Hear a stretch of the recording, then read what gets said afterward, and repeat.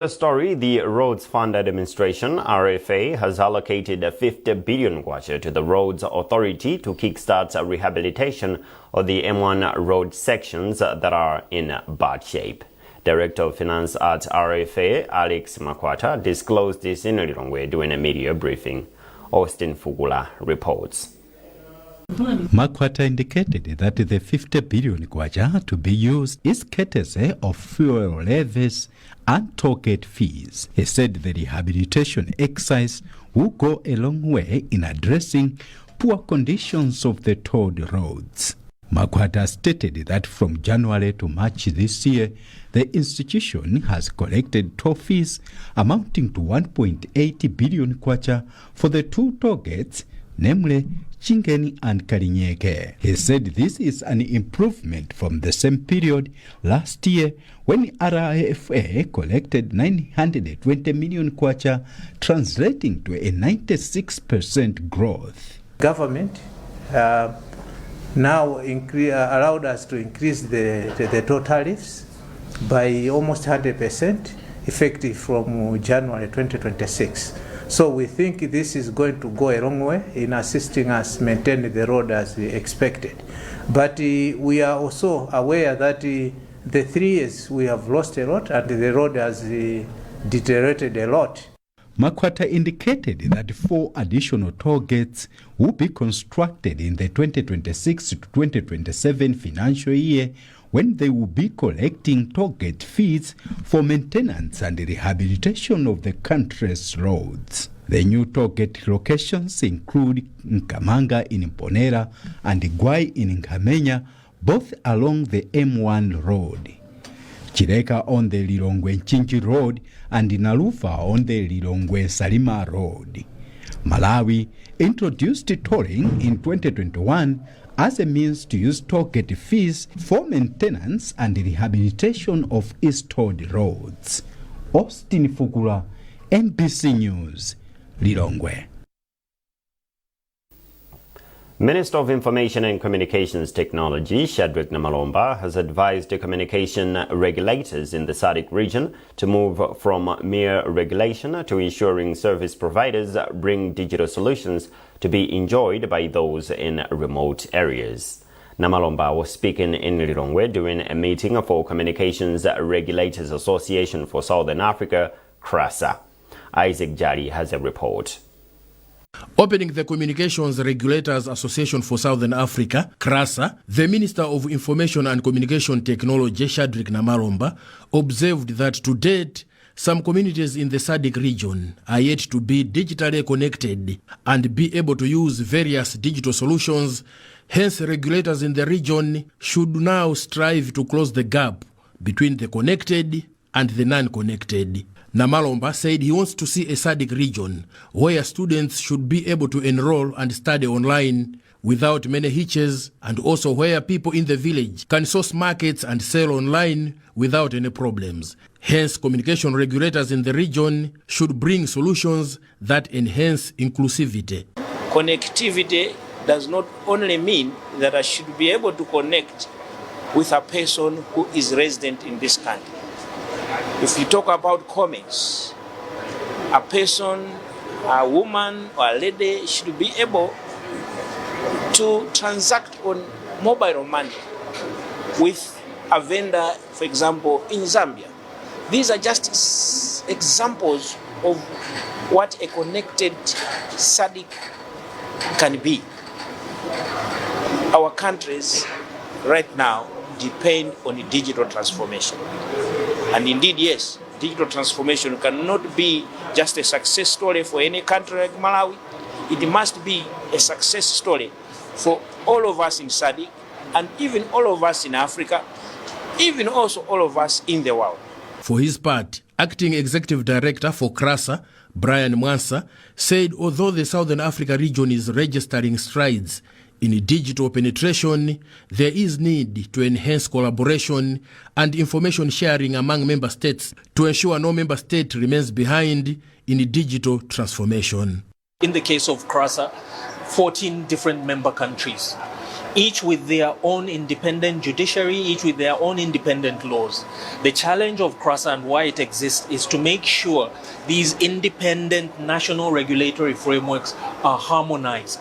They are looking more or less the same, having more or less the same approach, approaching issues of common interest in a uniform and harmonized way. Board chairperson for Malawi Communications and Regulatory Authority, MACRA, Chance Gondwe, disclosed that MACRA and various other service providers are embarking on various projects, including ensuring public institutions are all connected. Together with the government, I think we have made some strides in terms of access to digital services, the digital economy. As a country, we are working towards achieving some of those goals so that at least each and everyone is covered, each and everyone plays his part in as far as the digital economy is concerned. Isaac Jali, MBC, Lilongwe. The Malawi Communications Regulatory Authority, MACRA, has emphasized the importance of enhanced ICT services towards achievement of Malawi 2063. MACRA's Director of Broadcasting, Zadzigo Mankambo, has told MBC ahead of its inaugural Innovations Awards slated for later this month. Mankambo stressed that there are several drivers without which Malawi cannot make tangible inroads in meeting its development blueprint. These awards are about, as you know, MACRA is accelerating ICT development in Malawi. And this cannot go without others coming on board.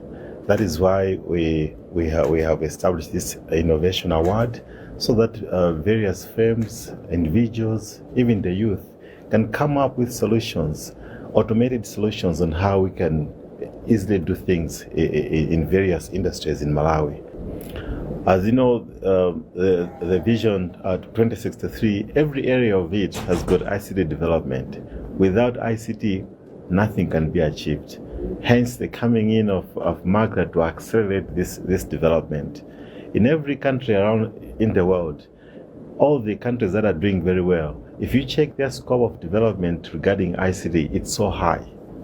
That is why we've noted that in order to get somewhere, to achieve so much within the shortest time, or to be able in the industries to achieve what we could have achieved in the long term, if systems are automated, if the way of doing things changes to embracing ICT, Malawi is going to achieve so much.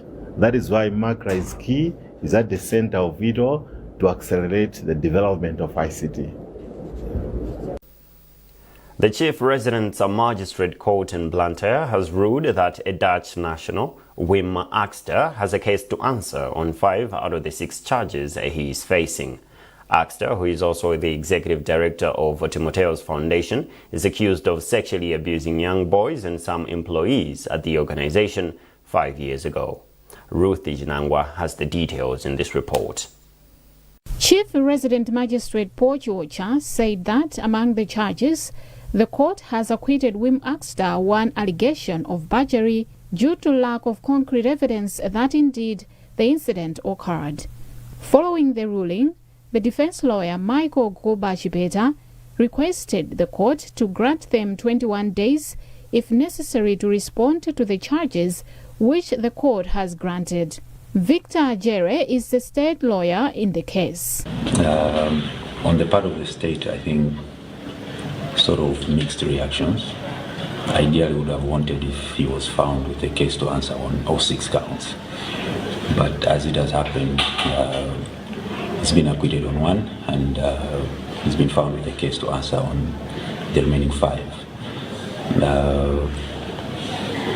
I guess for now, because 5 out of 6 is still more than good enough, but I think we'll find time to study the court's ruling so that we can appreciate properly the basis on which he's been acquitted on the 1 count. But all in all, on our part, I think we are, I would say, fairly happy because this is what we had expected. Responding to the ruling, Executive Director for Child Advocacy Center, Memory Chisenga, said she is pleased with the development. Finally, we are seeing justice prevailing after 5 years of fighting for this case. So 5 out of 6 is not bad. And as a human rights defender that has been on this case since 2021, I'm very happy. And I do believe that very soon we are seeing a conviction, very soon we are seeing a sentence. And that is all that we are waiting for. The case will return to court on May 20th this year. Ruth Chinangwa, MBC News, Blantyre. The Minister of Health and Sanitation, Madalitso Waloi, says the country is making significant progress towards eliminating neglected tropical diseases, NTDs, by the year 2030. Waloi made the remarks in Lilongwe during the official opening of the 2026 annual meeting of the World Health Organization's National Neglected Tropical Disease Program Managers for Africa. More on this story, here is Chinsisi Moyo. Just like many other African countries, Malawi continues to face a heavy burden of neglected tropical diseases, including bilharzia, river blindness, and sleeping sickness, among others.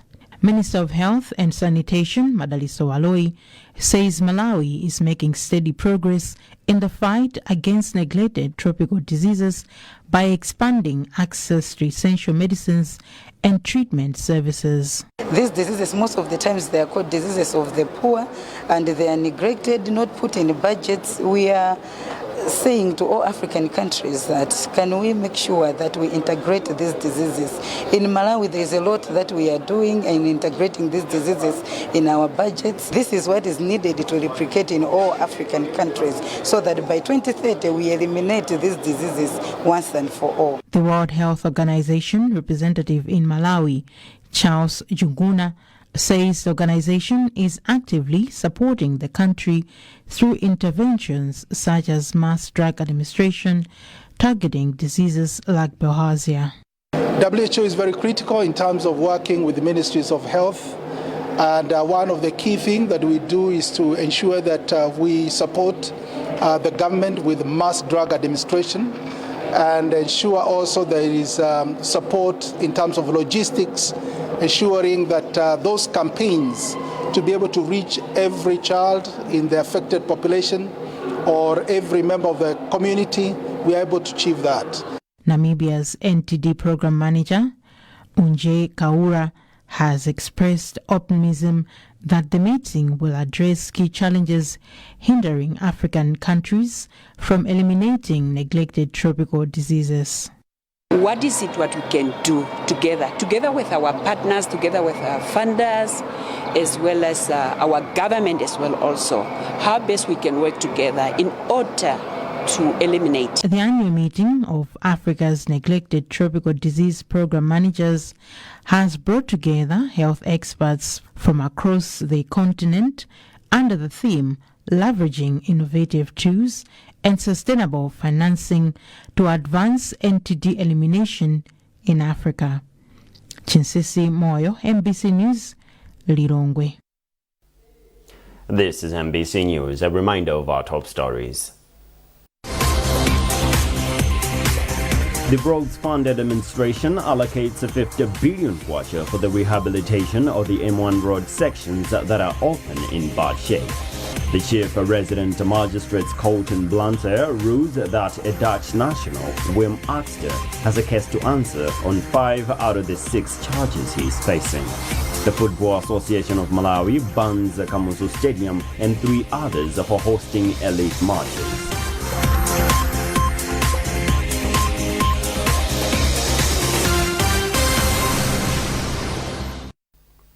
Welcome back. The Minister of Local Government, Ben Piri, has urged the newly elected councillors in the northern region to exercise prudence and uphold integrity to ensure meaningful development in their councils. Speaking at an orientation meeting in Mzuzu, Piri warned that public service is not an opportunity for corruption, but a duty to serve Malawians with transparency and accountability. Georgian Kandawile has compiled this report, read by Musasi Jeyo. Following the September 16, 2025 general elections in the country, newly elected ward councillors are undergoing orientation sessions aimed at equipping them with the necessary skills for local governance, service delivery and development. Speaking at the official opening of the meeting, Minister of Local Government and Rural Development Ben Piri emphasized that disciplined leadership and proper use of resources are key to transforming local councils into drivers of development. Piri condemned corruption in all forms, saying this derails national development. Corruption is a virus that, if not tamed, will destroy this country. This country this far has not progressed very well because all of us, we have not changed our mindset when it comes to corruption. Oftentimes, we have attributed corruption to public officers, but as citizens as well, our minds are corrupt. It's a mindset as Malawians we must change. We must be a corrupt-free country. But a huge responsibility comes in when you choose public office. I therefore are calling for councillors and indeed officers within councils to make sure they are accountable, they are transparent, and they exercise a corrupt-free practice so that at least Malawians can be given the much-needed services. On her part, Eva Maris, Senior Public Sector Specialist for the World Bank, said councillors play a critical role in ensuring service delivery, among others. It's critical that everyone understands their respective roles in this endeavour as we're moving forward, and as government is very eager on expanding and strengthening its decentralization efforts. Mzuzu City Mayor Chiyembekezo Moses has since commended government and the World Bank for the training. As councillors, we have new councillors, as I myself am a new councillor, so we need to know how the government lands, we need to know some procedures of the government. Some of the councils that attended the meeting include officials from Likoma, Mzuzu, Rumpi, Nkatabe and Karonga. New printing machine for passports has been installed at Immigration Department headquarters in Blantyre, which will be printing more passports. Deputy Minister of Homeland Security Norman Gisale confirmed this after paying a surprise visit aimed at appreciating the department's operations. Gisale says the new machine has the capacity of printing 3,000 passports per day. He therefore called on officers to start working day and night in order to print more passports. During his visit, the Deputy Minister told immigration officers that President Professor Arthur Peter Mutharika has directed that by 30 April, at least half of passport applicants should receive their passports. Gisale also issued a warning to officers saying those found involved in corrupt activities will be arrested and dismissed immediately. Lilongwe, Mzuzu and Blantyre have new printing machines. According to Gisale, new printing machines will be installed in Mangochi next week. Now, Malawi could significantly reduce its trade deficit by investing in soybean and groundnut value chains with the potential of foreign exchange earnings of up to 1.1 billion United States dollars within 5 years. Agra Vice President Jonathan Saidi highlighted this during the 16th Eminent Speaker Series in Lilongwe, where stakeholders gathered to discuss agricultural transformation. Miriam Galiza has a report. Agra Vice President Jonathan Said, who was the eminent speaker at the gathering, stressed the need for a conducive environment for private sector investment, describing it as key to achieving Malawi 2063 goals. He noted that diversifying into soybean and groundnut value chains alone could drive economic growth and help bridge existing gaps. He, however, emphasized the need for better coordination among government development partners and private sector, noting that current investments are often fragmented. We need to diversify in addition to maize and tobacco and look at other sectors like soybean and groundnuts that can address the gaps we have. And the simplest gap, the biggest gap is forex, right? So we're importing about $3.6 billion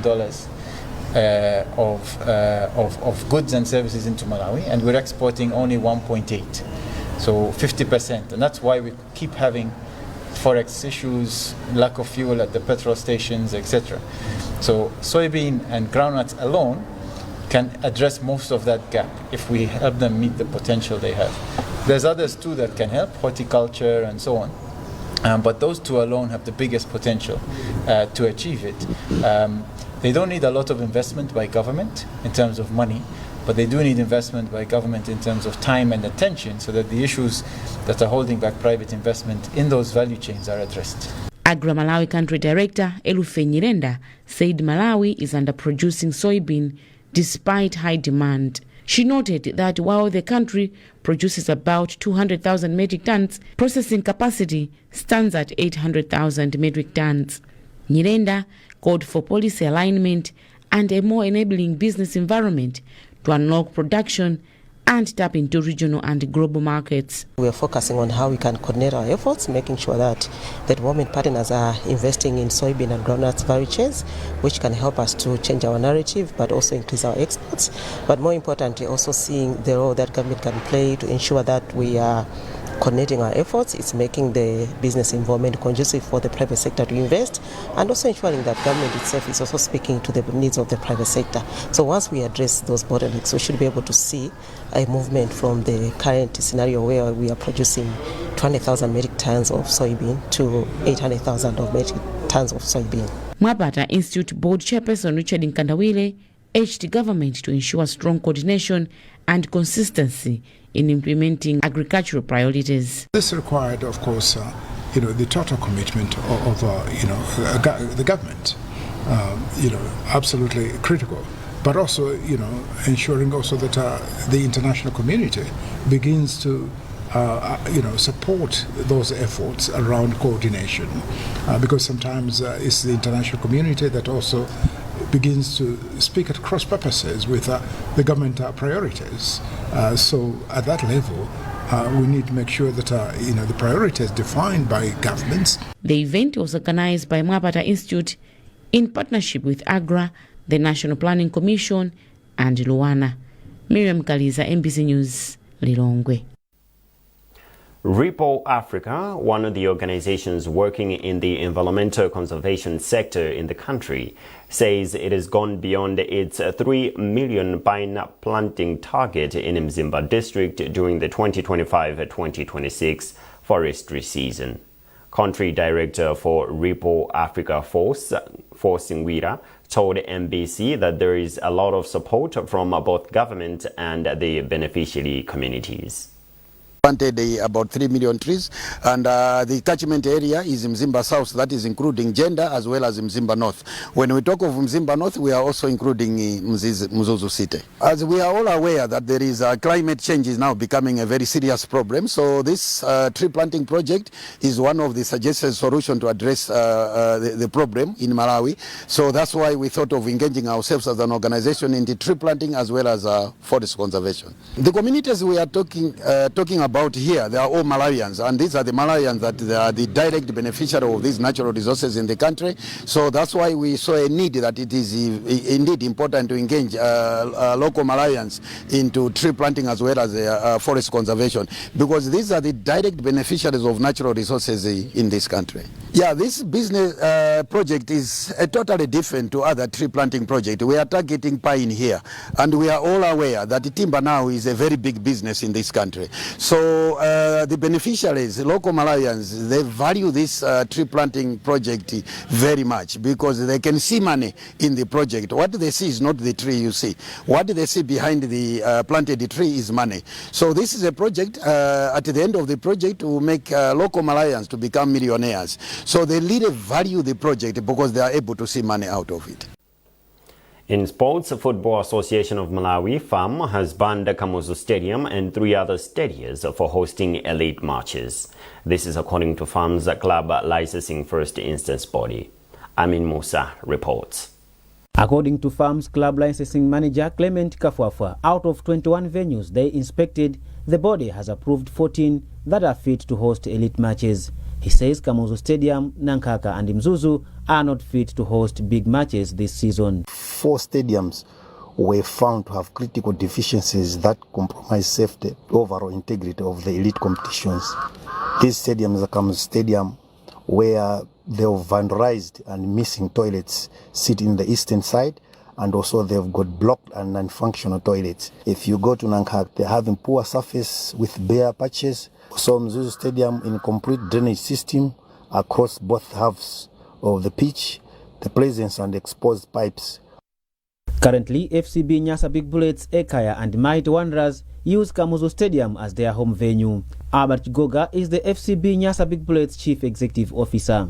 It's not something that we've received lightly. It's a setback, but we have an alternative venue, which is the Joyce Chitsuro Stadium in Mwanza, Kamuzu Stadium being our first option. When stadiums are condemned, there are issues that are raised for corrective measures. So as a club that uses Kamuzu Stadium, we'll also find out what has necessitated to the decision.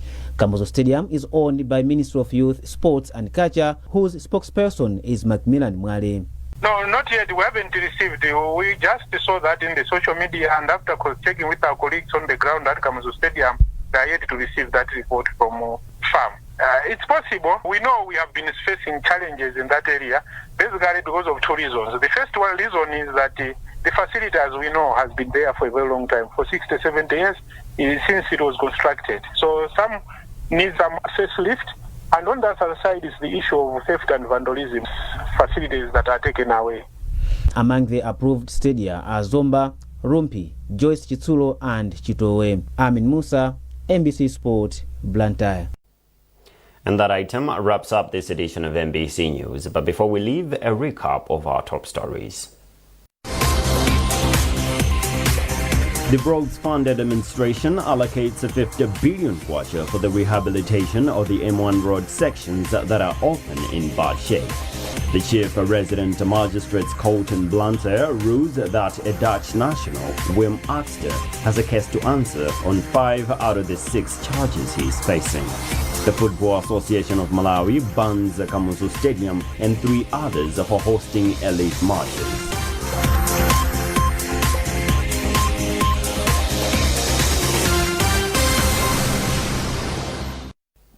Scan the QR code at the top right corner of your TV screen to get our news updates. You've been with me, Ramio Umari. Many thanks for watching and good morning.